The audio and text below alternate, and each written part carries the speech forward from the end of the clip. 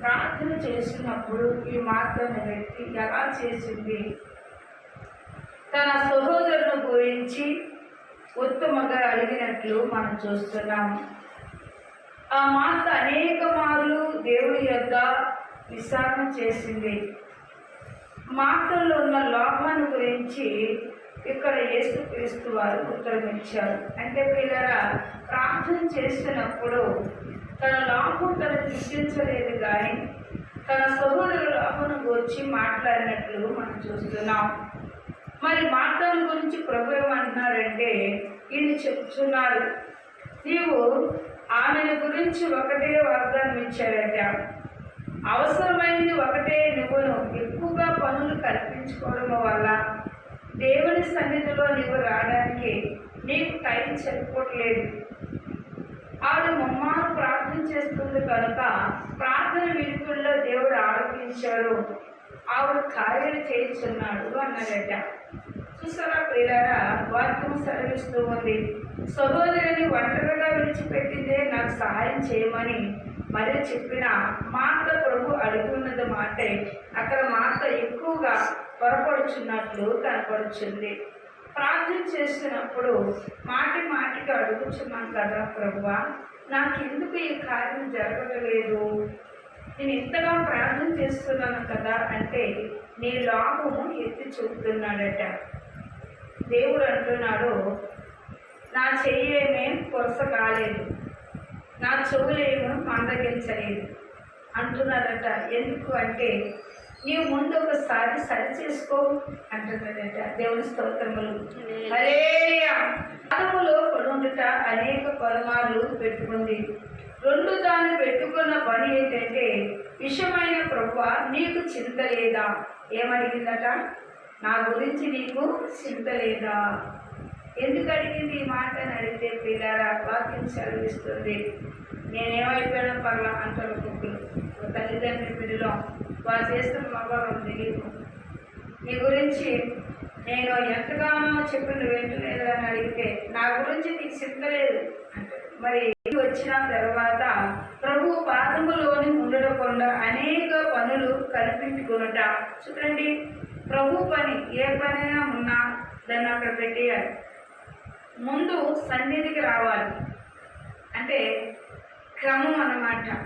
ఆరాధన జరుగుతున్నప్పుడు ఆరాధనను యాకోబించాలట.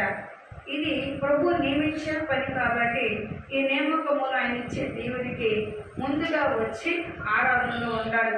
ఆ పనులన్నీ అయ్యాక తర్వాత మందిరానికి వెళ్దాంలే అంటే అప్పుడు దాకా ప్రభు ఆశ్రయింపకుండా ఉంటారా? ఆయన టైం టు టైం ఆయన నియమింపబడినప్పుడు ఆయన ఆశీర్వదిస్తారట.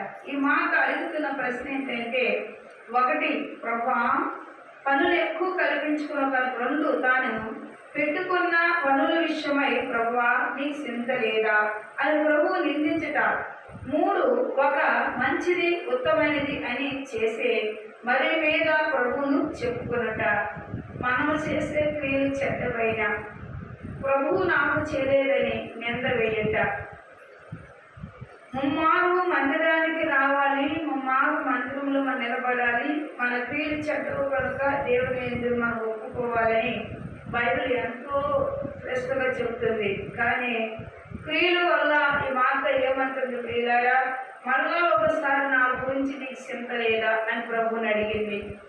అందుకే 4 చూస్తే మరియా తనకు ఒంటరిగా విడిచిపెట్టినది కానీ అనుకున్నట మరి యొక్క పొరపాటు. ఎందుకు అంటే ఎవరు ఒంటరి వాడు కాదు. మరి ఒంటరి వాడు ఎందుకు దావీదు అట్లా ప్రార్థన చేస్తాడు? ఒంటరి వాడిని నేను అనుకుంటున్న కంటే 1000 మంది నా పక్కన అన్నాడు, 10,000 మంది పక్కన ఊళ్ళు పడతారన్నాడు. కారణం ఏంటి అంటే ఆయన నాతో ఉన్నాడు. హల్లెలూయా, హల్లెలూయా. అందుకే ఇక్కడ 5, అన్ని పనుల్లో కూడా సహాయం చేసిన దేవుడే, మనుషులకు కాదు కానీ అనే విషయములు మార్త గమనించలేకపోయింది. చూసారా, రోమా పత్రిక మనం చూస్తే 8వ అధ్యాయం 28వ వచనంలో మనం చూస్తే వాక్యం సెలవిస్తుంది. రోమా పత్రిక 8వ అధ్యాయము ఇక్కడ మనం చూసినట్లయితే వాక్యం చెలవిస్తుంది. అది ఏర్పరిచినప్పుడే వారికి ఏం చేయాలనేది మనం జ్ఞాపకం చేసుకోవచ్చు. ఆనాడు అబ్రహం కావచ్చు, తర్వాత మోషే కావచ్చు, తర్వాత దావీదు కావచ్చు, తర్వాత ఏలియా కావచ్చు, ఎమ్మడించిన ఎలీషా కావచ్చు. పిల్లరా నియమించిన ప్రవక్తలు నియమించినప్పుడు వారికి ఏం చేయాలని దేవుడు ముందే నిర్ణయించి ఉన్నాడు. ఆనాడు అబ్రహాముతో మాట్లాడిన దేవుడు ముందే చెప్పాడు, అన్ని జనులకు తండ్రి అవుదువుగా. కానీ ఇసుక వేరంత జనమట, విస్తారమైన జనం ఉంటారని దేవుడు చెప్పాడు. మరి ఇక్కడ మనం చూసినట్లయితే ఏర్పాటు అన్నాడు. ఏర్పాటులో ఉన్నవారు అనగా సంకల్పం చొప్పున పిలువబడేవారికి. పిలుపు అనేది మహా గొప్పది. దేవుడు ఎవరిని పిలుస్తున్నాడో ఆయనకి ఇష్టమైన పిలుస్తున్నాడు. పిలిచిన వారిని దేవుడు ఏర్పరచుకుంటున్నాడు. ఏర్పరిచిన వారి అందు ఆయన సంకల్ప పట్ల ఆయన కార్యములు జరిగిస్తున్నాడు. పిలిచాడు. పిలిచిన దేవుడు ఇశ్రాయేలు విడిపించడానికి మోషే నా వల్ల కాదు అన్నాడు. నేను ఆ రాజు దగ్గరికి వెళ్ళి మాట్లాడలేను అన్నాడు. కానీ దేవుడు ఏం చేశాడట, నీకు నాలుగు మధ్య వాడివే, కానీ నీకు ఆరోని నేను తోడుగా ఇస్తున్నాను. బాగుగా మాట్లాడతాడు, నీకంటే శ్రేష్టంగా మాట్లాడతాడు, స్పష్టంగా మాట్లాడతాడు. అతడు నీకు సాయంగా ఉంటాడు. నువ్వు మాట్లాడవలసింది ఏదైనా ఉంటే అతనే మాట్లాడేస్తాడు, నువ్వేమి చెప్పగలరా, నువ్వు నిలబడితే చాలు అన్నాడట. దేవుడి స్తోత్రములు. హల్లెలూయా. ఆరాధనలో ఉండాలి. ఆరాధన దేవుడికి పోయిందంటే దేవుడికి పోయినట్లే. ఏ పూట కాకపోతే తింటున్నావు కానీ 3 పూటలు ఒక్కసారి తింటలేదుగా. ఆ ఫోన్లే 3 పూటలు ఒకసారి తిందాంలే, ఎందుకులే ఇప్పుడు అనుకుంటే అప్పుడు ఆటలు ఏమవుతుంది, ఏ గ్యాస్ట్రిక్ వస్తుంది. అందుకే ఇక్కడ అంటున్నాడు, మనం ఏ పూట ప్రార్థన ఆ పూటదే, ఏ పూట తినాహారం ఆ పూటదే, ఏ పూట దీవెన ఆ పూటదే. ఉదయం పెట్టిన ఆహారం సాయంత్రం పెట్టడం. ఇవాళ రాత్రి పెట్టడం, ఉదయం మళ్ళీ మనం రేపు ఆలోచిస్తే రేపు ఇవాళ పెట్టింది రేపు పెట్టడం. ఎందుకు అంటే ఆత్మీయాలు పెట్టుకున్నప్పుడే మర్మములు ఎరిగి మనకు కావలసిన సంకల్పాన్ని పెట్టుకున్నాడు. కాబట్టి దీవులు కూడా అట్లాగే ఇస్తాడట. ఆయన వద్దకు వచ్చినప్పుడు ఆయన ఇచ్చే పంపుతాడంట. మరి మనం వెళ్ళిన కదా కూర్చున్నాం కదా, మనకేమొచ్చినా మనం అనుకున్న దానికంటే మనం వెళ్ళి తెచ్చుకున్న వారమై ఉన్నామట. హల్లెలూయా. అందుకే ఇక్కడ అంటున్నాడు, ఒకసారి జ్ఞాపకం చేస్తూ అంటున్నాడు, చాలా మంది ఏ ఒక్క విగ్రహం ఫలింపజేస్తాం, ఏ మందని మీరు మేపుతారు వాటిని నేను దీవిస్తాను, ఏ చెరువులు వెళ్తారు అది దీవిస్తాను, మీరు ఏ పొలాలు తెచ్చి దీవిస్తాను. కానీ ఆదివారం చాలా ఎలాంటిది అంటే దీవునికరమైన రోజు అంట.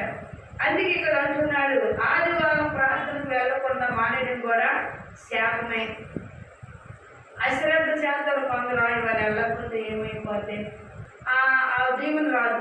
అదే వచ్చి మందిరంలో కూర్చుంటే ఆ దీవెన వచ్చింది. అందుకే ఇక్కడ అంటున్నాడు, ఆదివారము కూడా చాలా శ్రద్ధ కలిగి వచ్చిన వారికి దీవెనలు ఉంటాయి. 30 రోజులు కష్టపడే వాడికి ఎలాగైతే వాళ్ళకి లెక్క చూసుకుంటే ఆ సొమ్ము ఆ జీతం వచ్చినట్లు ఉంటుందో, వారం రోజులు కష్టపడి 6 రోజులు కష్టపడి 7వ రోజు ఏదైతే విశ్రాంతి దినమో మందిరంలో కూర్చుంటామో ఆ దీవెన మనకు వస్తుంది అంటారు. దేవుని స్తోత్రములు.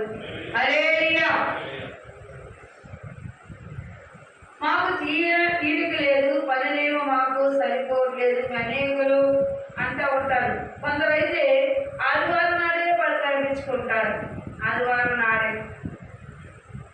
మరి ఒక ఆయన ఉన్నాయా, మాకేమి మానేద్దామంటే ఆ రోజే జనం వస్తున్నారు, ఏం చేయము అంటున్నారు. దేవుని స్తోత్రములు. హల్లెలూయా. వారు దేవుడికి సన్నిధికి వెళ్ళకూడదు ఆశ లేదు, కానీ దేవుడు ఆయనకి పనులు కావాలని, దేవుడి ఏదో దీవుని కావాలని ఆశ అయితే ఉందట. దేవుడు చెప్పిన మాటకు లోబట్టమైతే ఆశ లేదు, కానీ దేవుడి పని చేయాలంటే చాలా మాకు ఆ పని ఉంది ఈ పని ఉంది అంటారట. దేవుని స్తోత్రం. హల్లెలూయా. రోమపత్రిక 1:27 వచ్చి మనం చూస్తే ప్రియులారా, వాక్యం చదువు, అభిలాషులకు వారిని అప్పగించును, వారు స్త్రీలను సైతమును స్వభావకమైన ధర్మం అట్టి వల్లే పురుషులు కూడా స్త్రీ యొక్క స్వభావకమైన ధర్మమును విడిచి పురుషులతో పురుషులు తప్పించులకు తగిన ప్రతి ఫలములను పొందుచు ఒకరి ఎదుర ఒకరు కామంతులు అయినప్పుడు పసుకున్నది. నాకు పర్వాలేదు, ఇక్కడే నా మంటకు కూడా బాగుంటుంది అనుకున్నాను. కానీ దేవుడు అక్కడ చూస్తేనంట పిల్లరా, దేవుని భయం అస్సలు లేదంట. ఆ స్థలం ఎలా ఉన్నదంటే అందరూ కూడా తింటూ తాగుతూ, వృద్ధులు కానించి బాల్యులు కానించి యవనుల వరకు కూడా స్త్రీల సాంకేత్యం ఎక్కువగా ఉందంట. ఇంకా వాళ్ళకి ఇచ్చలవేడి ఎవరు చెప్పేవారు లేరంట. అట్లా ఉంది కాబట్టి లోతు ఉన్న ప్లేస్కి అబ్రహాం వెళ్ళిపోయాక అగ్ని దూతలను పంపారంట దేవుడు. అగ్ని దూతలు వెళ్ళి ఆ లోతు చూస్తున్నప్పుడు వాళ్ళు రోడ్డంతా నడుచుకొని వస్తూ ఉంటే చూసేవారు అనుకున్నారట, అబ్బా ఎంత అందమైన స్త్రీలు, వీళ్ళు ఎక్కడ చూసినప్పుడు ఎంత అందమైన చేయొద్దు మాసిపోతారు. వాళ్ళని చూసి వాళ్ళు వచ్చి వాళ్ళు ఎంటపడ్డారట. ఎంటపడినప్పుడు ఎక్కడికి వచ్చారంటే ఆ లోతట వారిని ఎరిగి ఉన్నారు కాబట్టి వారికి ఆశ్రమం కలగజేశారంట. ఇంట్లోకి తలుపులు వేసారంట. తలుపులు వేసిన వారు వచ్చి ఏం చేశారంట, తలుపులు కొట్టారంట. ఇదిగో మీ ఇంటికాడ ఇద్దరు స్త్రీలు వచ్చారు కదా, వారు మాకు కావాలి, ఈ రైతులు మాకు కావాలి అని పిల్లలు అడిగారట, వృద్ధులు అడిగారట, ఎవరిని అడిగారట, ఇంటి చుట్టూ తిరిగారంట. ఆ మాటకి లోతు అన్నారట, అయ్యారా ఒక్క మాట సెలవిస్తున్నాను, నాకు ఇద్దరు కుమార్తెలు ఉన్నారు, మీకు నచ్చినట్లు చేసుకొని నా బిడ్డలు మీకు ఇస్తానన్నారట. నీ బిడ్డలు మాకు ఎందుకు, మీ ఇంట్లోకి ఎవరు వచ్చారో వారే కావాలి మాకు, వాళ్ళు ఎలా ఉన్నారు, చాలా అందగతులు, చెయ్యతే మాసిపోతారు, మేము వాళ్ళు మాకు కావాలి అన్నారట. అంటే లోతు వాక్యం సెలవిస్తూ లోతు ఎరుగులు కనుక వారిని అటక మీద దాశారంట. అటక మీద దాసి తలుపులు కొట్టారంట. అయినా తలుపులు తీయలేదు. చాలా భయంకరంగా వారు ఎవరికి అక్కడ ఏమి లేదంటే దేవుడు భయం లేదు. స్త్రీలను పురుషులు సాంతించం కలిగి ఉన్నారు కాబట్టి దేవుడు ఎవరిని పంపాడు పిల్లరా, అగ్ని దూతలు పంపాడు. వారు మేము ఊరు తగలు పెట్టేస్తాము లోతులు చెప్పారట.